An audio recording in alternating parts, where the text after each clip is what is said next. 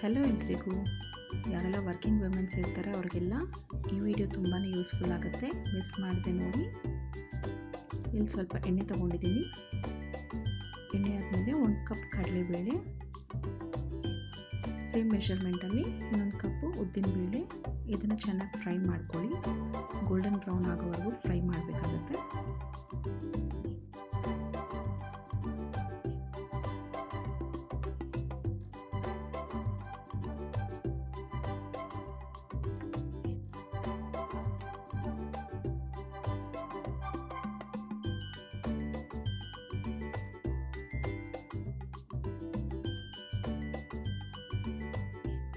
ಈಗ ಕಡಲೆಬೇಳೆ ಮತ್ತು ಉದ್ದಿನಬೇಳೆ ಎರಡೂ ಚೆನ್ನಾಗಿ ಫ್ರೈ ಆಗಿದೆ.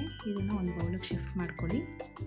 ಶಿಫ್ಟ್ ಮಾಡಾದಮೇಲೆ ಸೇಮ್ ಪ್ಯಾನಲ್ಲಿ ಆಯಿಲ್ ಇನ್ನೂ ಆ್ಯಡ್ ಮಾಡ್ತಲ್ಲ, ಅದರಲ್ಲೇ ಸ್ವಲ್ಪ ಆಯಿಲ್ ಇರೋದ್ರಿಂದ 1 ಕಪ್ಪಷ್ಟು ಕಡಲೆ ಬೀಜ ತೊಗೊಂಡಿದ್ದೀನಿ. ಅದನ್ನು ಇದರಲ್ಲಿ ಹಾಕಿ ಅದನ್ನು ಫ್ರೈ ಮಾಡಬೇಕು.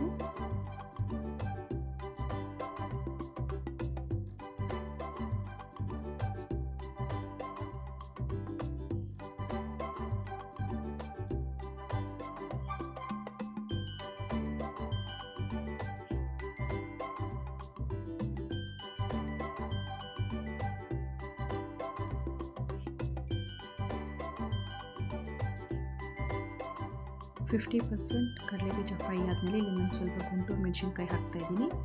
ಅದ್ರ ಜೊತೆಯಲ್ಲಿ ಬ್ಯಾಡಗೆ ಮೆಣಸಿನ್ಕಾಯಿ ಹಾಕ್ತಾಯಿದ್ದೀನಿ. ಗುಂಟೂರು ಮೆಣಸಿನ್ಕಾಯಿ ಖಾರಕ್ಕೆ ಹಾಕ್ತಾ ಇರೋದು, ಬ್ಯಾಡಗೆ ಮೆಣಸಿನ್ಕಾಯಿ ಕಲ್ಲರ್ಗೆ ಹಾಕ್ತಾಯಿದ್ದೀನಿ. ನೀವು ಬೇಡ ಅಂತಂದರೆ ನೀವು ಖಾರದ ಪುಡಿನೂ ಯೂಸ್ ಮಾಡ್ಬೋದು.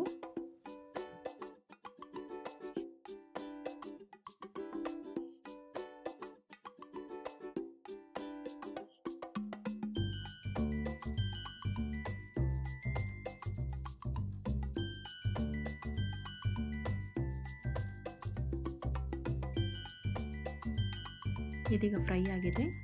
ಇದನ್ನು ಅದೇ ಬೌಲ್ಗೆ ಹಾಕಿ ಒಂದು ಸ್ವಲ್ಪ ಹೊತ್ತು ತಣ್ಣಗಾಗಕ್ಕೆ ಬಿಡೋಣ.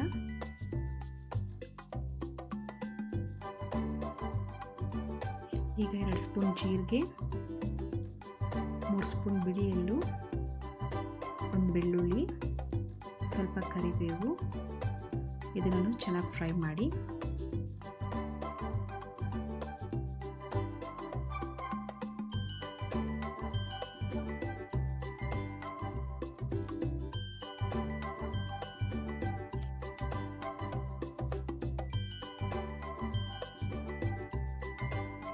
ಇದು ಫ್ರೈ ಆಗಿದೆ.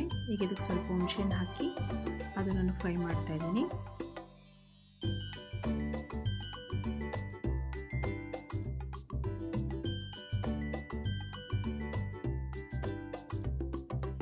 ಎರಡು ನಿಮಿಷ ಫ್ರೈ ಆದಮೇಲೆ ಇದನ್ನು ಸೇಮ್ ಬೌಲ್ಗೆ ಶಿಫ್ಟ್ ಮಾಡಿ.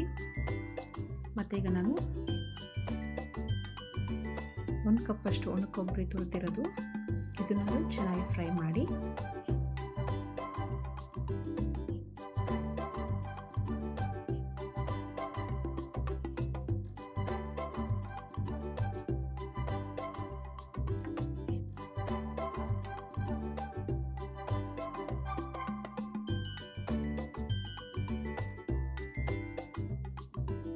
ಕೊಬ್ಬರಿನೂ ಫ್ರೈ ಆಗಿದೆ. ಇದನ್ನು ಅದೇ ಬೌಲ್ಗೆ ಹಾಕಿ ತಣ್ಣಗಾಗಕ್ಕೆ ಬಿಡಿ. ತಣ್ಣಗಾದ್ಮೇಲೆ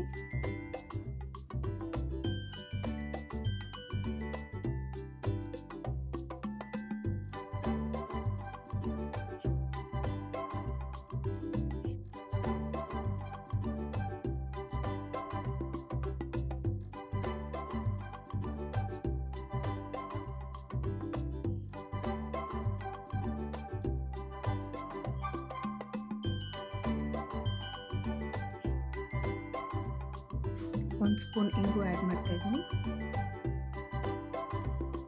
1 ಸ್ಪೂನ್ ಸಾಲ್ಟ್,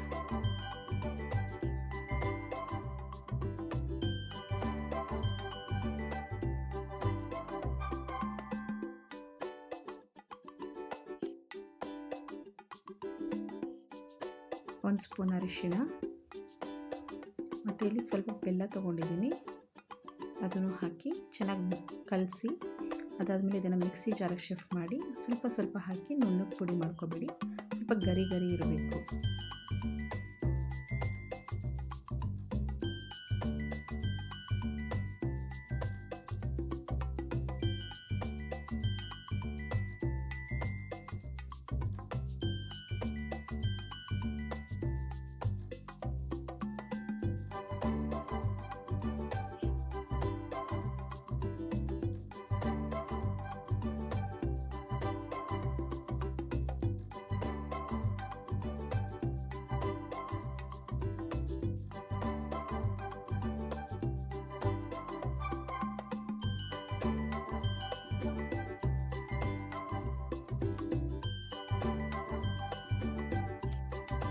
ನೋಡ್ತಾ ಇದ್ದೀರಲ್ಲ, ಈ ಥರ ಗರಿ ಗರಿಯಾಗಿ ಇದನ್ನು ಪುಡಿ ಮಾಡ್ಕೊಳ್ಳಿ.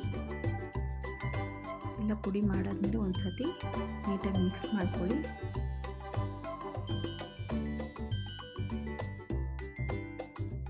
ಈ ಚಟ್ನಿ ಪುಡಿನ ನೀವು ದೋಸೆ ಜೊತೆನಲ್ಲಿ ತಿನ್ಬೋದು, ಇಡ್ಲಿ ಜೊತೆನಲ್ಲಿ ತಿನ್ಬೋದು, ಬಿಸಿ ಅನ್ನಕ್ಕೆ ಸ್ವಲ್ಪ ತುಪ್ಪ ಹಾಕ್ಕೊಂಡು ತಿನ್ಬೋದು. ಟ್ರೈ ಮಾಡಿ ಎಲ್ಲರೂ. ವಿಡಿಯೋ ಇಷ್ಟ ಆದರೆ ಲೈಕ್ ಮಾಡಿ, ಶೇರ್ ಮಾಡಿ, ಕಮೆಂಟ್ ಮಾಡಿ. Thank you so much for watching.